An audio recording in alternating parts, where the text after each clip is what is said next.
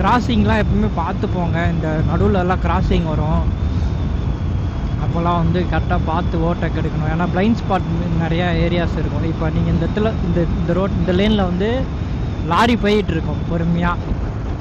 Cross பண்ணுறவங்க என்ன நினைப்பாங்கன்னா, நீங்கள் வந்து அந்த லைன் தாண்டி போகலாம் அப்படின்னு சொல்லிட்டு அந்த லைனுக்கு மாறுவீங்க. என்ன பண்ணுவாங்க, கிராஸ் பண்ணுறவங்க வந்து சரி இந்த லைனில் வந்து லாரி பொறுமையாக தானே வருது அப்படின்ட்டு அப்படி கிராஸ் பண்ணுவாங்க. ஆனால் நீங்கள் அந்த சைடு கிராசிங் ஆகும்போது என்ன ஆகும்னா ஆக்சிடென்ட் ஆகும். வேல வந்து ரைட் பண்ணுறீங்கன்னா இந்த மிரர் போட்டுக்கோங்க, பிளைண்ட் ஸ்பாட் மிரர் போட்டுக்கோங்க, செம்ம யூஸ்ஃபுல்லாக இருக்கும். ஏன்னா இப்போ இந்த மிரரில் பார்த்தீங்கன்னா வந்து உங்கள் கிட்ட வர கார் வந்து தெரியாது. இப்போ உங்கள் க்ளோஸாக பின்னாடியே வருதுன்னா அது தெரியாது. பிளைண்ட் ஸ்பாட் மிரர்லாம் நல்லா தெரியும். ஸோ ஹைவேலாம் ரைட் பண்ணுறீங்க அப்படின்னா கண்டிப்பாக வந்து பிளைண்ட் ஸ்பாட் இந்த பாருங்கள், இந்த மிரரில் கார் வருது தெரிதா, மறைஞ்சிருச்சு. ஆனால் இந்த மிரரில் தெரிது பாருங்கள். ஒரு 100லேருந்து 150க்குள்ளே தான் வரும். ரொம்ப யூஸ்ஃபுல்லாக இருக்கும்.